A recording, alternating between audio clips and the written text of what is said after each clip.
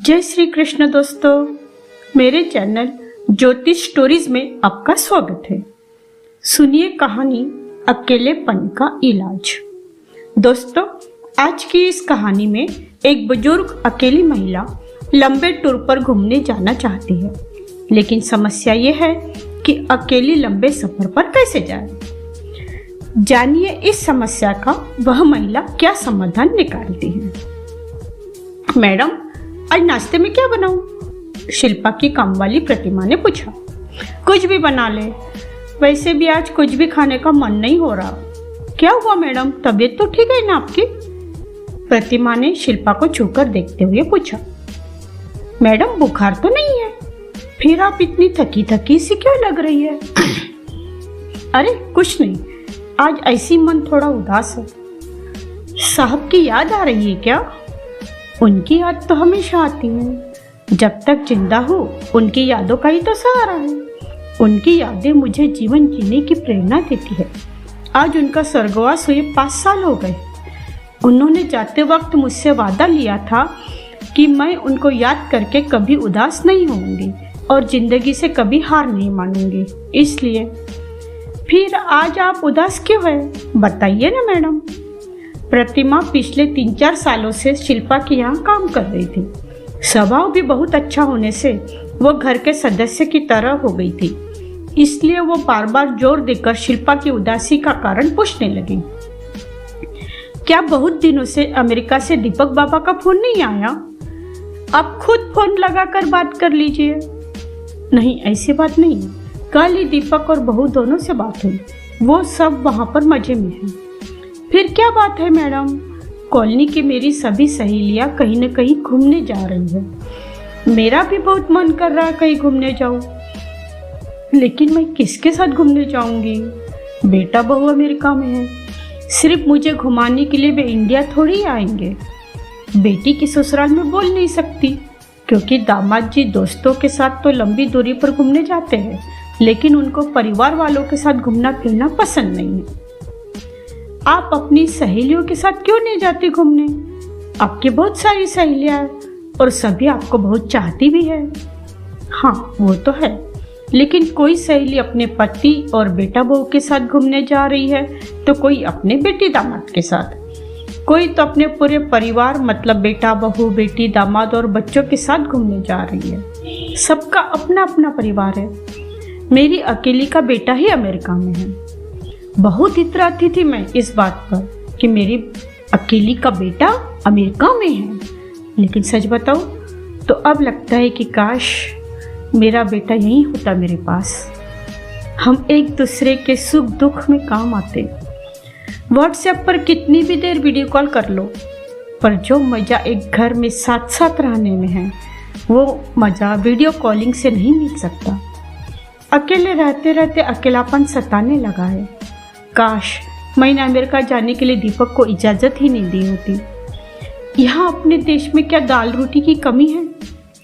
मेरी सहेलियाँ तो तैयार है मुझे अपने साथ घुमाने ले जाने के लिए, लेकिन मुझे ही संकोच होता है।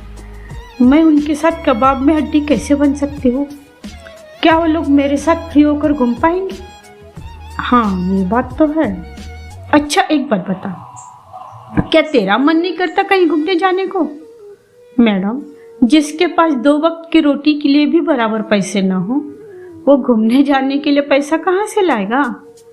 जब मैं छोटी थी तब ज़्यादा समझता नहीं था ना, तब बहुत मन करता था कि मैं कहीं घूमने जाऊँ, खासकर ऊटी जाने के लिए। हमारे पड़ोस में एक अमीर परिवार रहता था, वो लोग ऊटी घूमकर आए थे। उनकी बेटी मेरी पक्की सहेली थी। वो वहाँ का वर्णन ऐसे करती कि मुझे लगता कि मैं अभी के अभी ऊटी जाऊँ। उसने बताया था कि वहाँ पर बादल हमें बिल्कुल हमारे नज़दीक से आते जाते दिखते हैं। ऊटी में 1-2 जगह ऐसी है कि वहाँ पर तो बादल हमें हमारे नीचे दिखते हैं। सचमुच कितना सुंदर लगता होगा वह दृश्य। मैडम, हमारे यहाँ से तो बादल कितने दूर दिखते हैं, फिर वहाँ पर इतने नीचे कैसे आ जाते हैं? खैर, हम गरीब लोग उस दृश्य की सिर्फ कल्पना ही कर सकते हैं। मैं छोटी थी तब मेरे माता पिता दोनों पुलिया के काम पर ईंट मिट्टी आदि ढोने जाते थे। एक दिन अचानक पुल ढल गया और उसके नीचे दबकर माता पिता दोनों की मृत्यु हो गई। इंजीनियर ने पुलिया के काम में सीमेंट लोहे का इस्तेमाल बराबर नहीं किया और उसकी सजा मेरे माता पिता को और मेरे जैसे और परिवारों को भुगतनी पड़ी। सब कहते हैं कि जो जैसा करेगा वैसा भरेगा, लेकिन वो इंजीनियर तो आज भी जिंदगी के मजे ले रहा है। सब अपने अपने नसीब की बातें हैं। मेरे कोई भाई बहन नहीं है। चाचा मुझे अपने घर ले गए। मेरे चाचा बहुत अच्छे हैं, वो मेरा पूरा पूरा ख्याल रखते थे। लेकिन चाचा के काम पर जाते ही चाची मेरे से घर का पूरा काम करवाती थी। वो खाने को भी कुछ नहीं देती थी। मैं दिन भर भूखी रहती थी। रात को चाचा के साथ ही खाना खाती थी। जैसे भी ये सब बातें छिपी नहीं थी, लेकिन घर में शांति रहे यह सोचकर वे चुप रहते। आखिरकार उन्होंने यह सोचकर ही छोटी उम्र में ही मेरी शादी कर दी कि कम से कम मुझे पेट भर खाना तो मिलेगा। लेकिन पति शराबी निकला। शादी के 4 महीने बाद ही जहरीले शराब पीने से उसकी मृत्यु हो गई। सास ससुर ने मनहूस कहकर घर से निकाल दिया। तब से लोगों के घर में बर्तन कपड़ा करके 2 रोटी का जुगाड़ कर रही हूँ। जब मेरे पास घूमने जाने लायक पैसे ही नहीं है तो उस बारे में सोच सोच कर मैं अपना खून क्यों जलाऊं? प्रतिमा की बात सुनकर शिल्पा निरुत्तर हो गई। उसने प्रतिमा को उत्तपम बनाने कहा और खुद कहीं दूर विचारों में खो गई। दूसरे दिन जब प्रतिमा काम पर आई तो शिल्पा ने उसे ऊपर के शेल्फ पर से सूटकेस और ट्रॉली बैग उतारने कहा। मैडम, क्या आप कहीं घूमने जा रही है? हाँ, पर आप कहाँ और किसके साथ जा रही है? तू सवाल बहुत पूछती है। मैं घूमने कहाँ जा रही हूँ और किसके साथ जा रही हूँ यह मैं तुझे अभी नहीं बताऊंगी।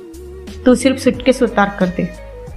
शिल्पा ने प्रतिमा से ऊनी कपड़े, चादर आदि सब निकलवाए, लेकिन हर चीज दो। प्रतिमा की समझ में नहीं आ रहा था कि मैडम के साथ ऐसा कौन जा रहा है कि उसके लिए मैडम खुद चादर आदि रख रही है। लेकिन जब मैडम ने बताने से मना कर दिया तो दोबारा कुछ भी पूछने की उसकी हिम्मत नहीं हुई। शिल्पा ने प्रतिमा की सहायता से रास्ते के लिए नाश्ता बनाया। पूरी तैयारी होने के बाद शिल्पा ने अपनी 2-4 नई साड़ियाँ शिल्पा को देते हुए कहा कि ये साड़ियाँ तू अपने लिए रख ले, घूमने जाएंगे तो तुझे भी तो अच्छी साड़ियाँ लगेगी। मैडम, मैं कहाँ जा रही हूँ घूमने? तू मेरे साथ घूमने जा रही है। मैंने बाकी सभी सामान रख लिया है, टिकट भी बनवा ली है, हमें कल ही निकलना है। मैडम, आप मुझे अपने साथ घूमने ले जा रही है? लोग क्या कहेंगे कि आप एक काम वाली बाई के साथ घूमने जा रही हैं? कॉलोनी में आपकी सहेली आपका मजाक उड़ाएगी। देख प्रतिमा, इनका स्वर्गवास हो जाने से और बच्चों के पास वक्त न होने से मैं बिल्कुल अकेली हो गई हूँ। मैंने तुझे बताया था ना कि सभी को घूमने जाते देखकर मेरा भी बहुत मन कर रहा था घूमने जाने, लेकिन मैं यही सोच सोच कर परेशान थी कि मुझे कौन ले जाएगा अपने साथ घुमाने। तब बहुत सोचने पर मुझे अपने अकेलेपन का, अपनी समस्या का यही समाधान मिला। मुझे तेरा साथ मिल जाएगा और तेरा घूमने जाने का सपना पूरा हो जाएगा।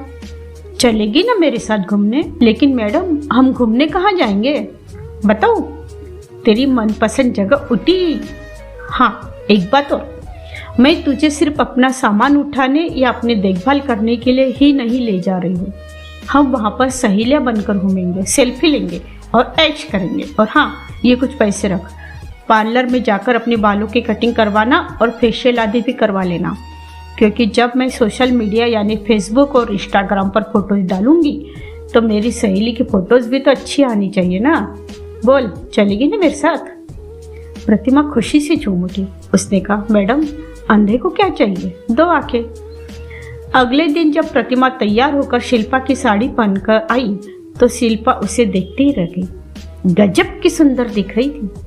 उसे देखकर कोई कह नहीं सकता था कि वो एक काम वाली बाई है। सचमुच सुंदरता भी पैसों की मोहताज होती है। प्रतिमा का इतना सुंदर रूप देखकर शिल्पा अपने आप पर काबू नहीं रख पाई। प्रतिमा का हाथ पकड़कर डांस करने लगी। शिल्पा के साथ साथ, शिल्पा के संग संग, ओ प्रतिमा चल चल मेरे साथ चल तू, शिल्पा के साथ चल तू। दोस्तों, शिल्पा ने अपने अकेलेपन का जो इलाज किया, क्या आपको पसंद आया? कमेंट करके जरूर बताएं। यदि आपको कहानी पसंद आई हो तो वीडियो को लाइक कर दीजिए। यदि आप चैनल पर नए हैं तो चैनल को सब्सक्राइब कर दीजिए। फिर मिलती हूँ अगले वीडियो में। धन्यवाद।